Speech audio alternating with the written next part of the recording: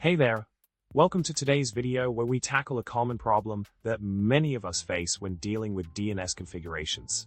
Imagine you have multiple name server entries in your resolv.conf file, a mix of public and private DNS servers.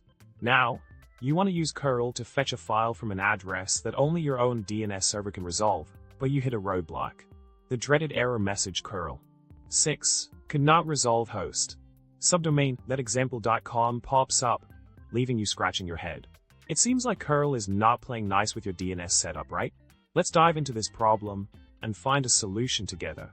In the solution to our DNS dilemma, we learn that cURL's behavior when resolving hosts depends on the cause of failure. The tool will retry if the server doesn't respond, but it won't retry if the server responds with a domain unknown message that still counts as a valid response.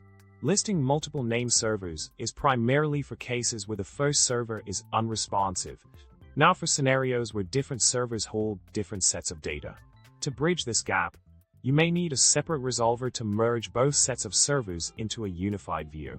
Tools like DNSMask, Unbound, or System-eResolve can help create a cohesive DNS environment, ensuring smooth resolution across all your domains. We've uncovered the key to resolving the DNS issue that was giving us a headache.